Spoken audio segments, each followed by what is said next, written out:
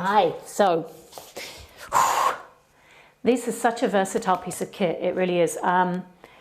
Simply because they're small enough to put in a bag, to travel with, squeeze. If you have backache or sciatic type issues, I used to find sitting on these was just so good. But also they're great because they take a bit of pressure off, basically, okay? They're also good if you have any wrist issues to put your hands on, which is what we're going to work with now. So in this series, we had them under our hips to free the hips up and under the legs, again, to help us with extension.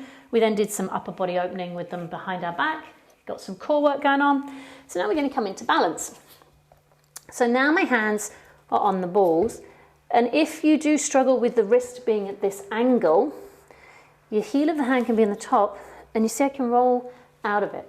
It's challenging, okay? This is a lot more challenging. My fingers can just touch the floor. If I don't, my shoulder has to connect a lot more differently, a lot more effort for it. So have your hands wherever's comfortable there. Obviously, if this isn't, use the push-up grips or change to a rolled up mat. From here, simple cat stretch. So your head goes down, your tail goes under, your tail goes up, your head goes up, and you're just loosening out through the spine to begin. So you exhale to go down, your inhale to come up. Now as you go down around to here, push into the balls, push into the knees and shins, and that can encourage more roundness in the back. Think of opening up through your hips here and your chest and rolling the collarbones and shoulders back will help you get more arch in the spine. One more time each way.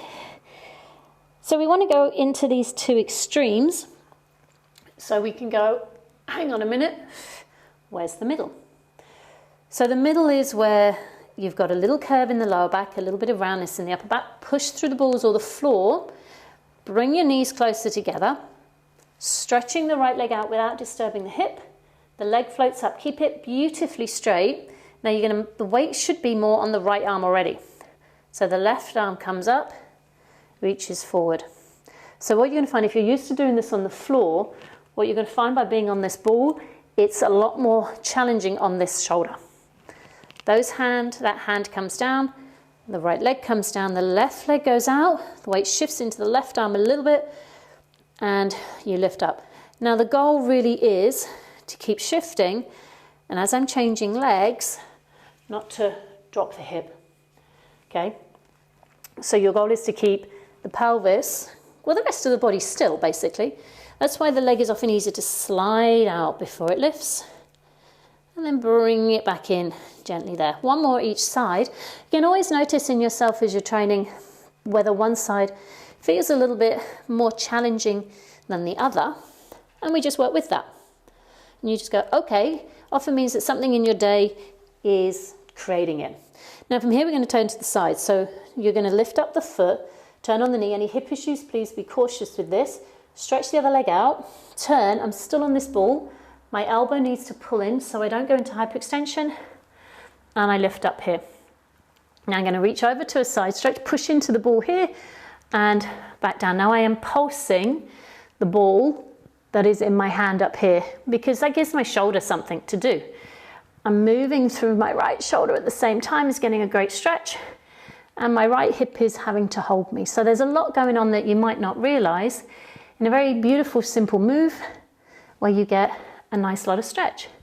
Holding in a straight line, bring the hand down, bring the foot in, spiral around, bring the leg down. The left leg goes back, balancing on the left arm, stretch out to open, high, over into beautiful stretch, and then down. Again, squeeze, release the ball. So if you have any arthritis as well, or your hands are getting a bit tight, sticky, this is great to keep your hands working. Yeah, so even if you're not doing this move, if you've got these balls, you can just squeeze, release. Now if your fingers touch the floor, obviously it's a little bit easier on that supporting arm. If my fingers are off the floor, my shoulder has to figure things out a little bit differently, let's say. Now from here, straight line, hand comes down, float the leg around, bring it back in. So super fun work with that. With this, a little bit of balancing and stretch this way instead. So I'm going to sit on my balls. You know, when I first started teaching, it did make me giggle when I used to say balls.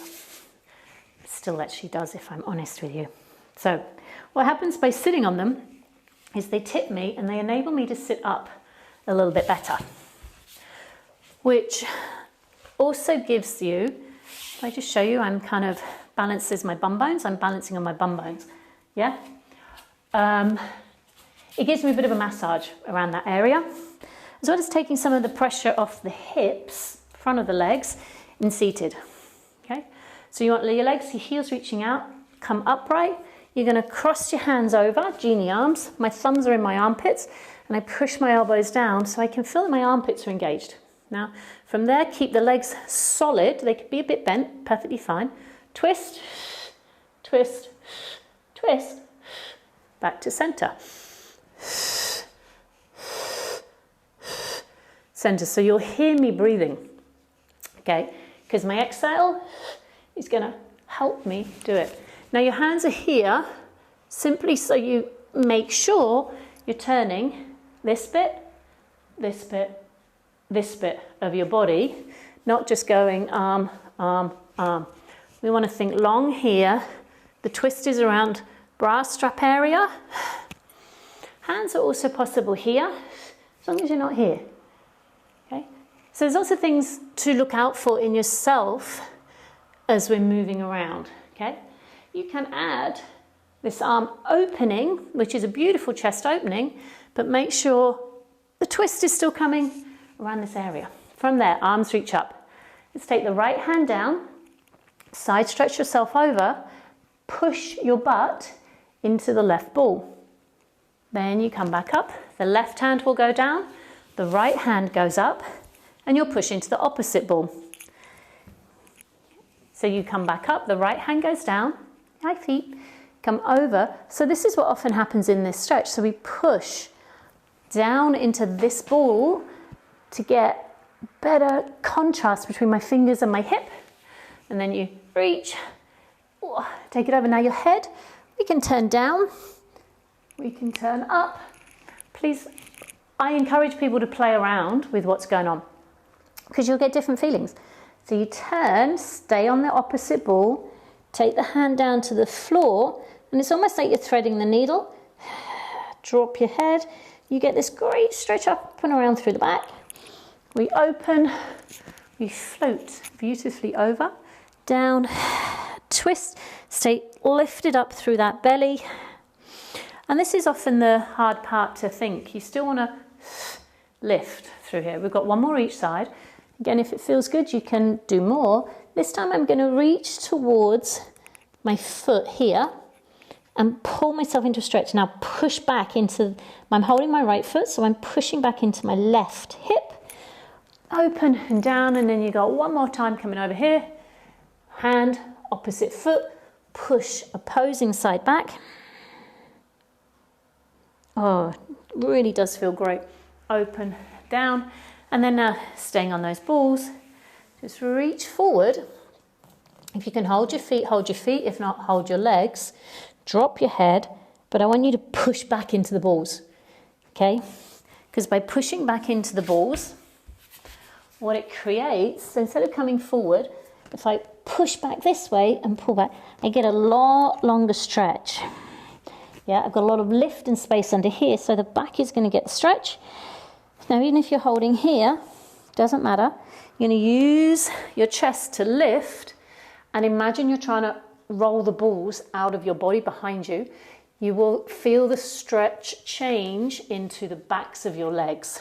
Okay, so here is more a back stretch. Here, more of a back of the leg stretch, the hamstrings. And you can just work between those two. I hold the little toe sides of my feet and pull because it just seems to work much better for me. So I want you to try that as well. Last one, that's an exhale. That's an inhale. And then now, when you take them away, and you just sit, look, much easier feeling of lift and lightness through you. So these are great tools for massage. When you've finished with your workout, you can come into your hands and knees, take a little cat stretch there. Come back to where you started without the balls, just see how that feels. Then you can push back into down dog, walk your down dog out. This is a short down dog, okay? But again, I could do that move close to my feet or far away. Walk your hands to your feet, hang. This often feels so much easier once you've done a lot of the ball release. Then you'll roll yourself up. Whoop. Notice how you feel in your standing body, which is all we want to do. We're trying to encourage the body to figure out how to be without going, I have to stand upright. You loosen a few tissues and your body goes, this is how I feel good. So I do hope you feel good from that. Still more to come, but for now, thanks everyone.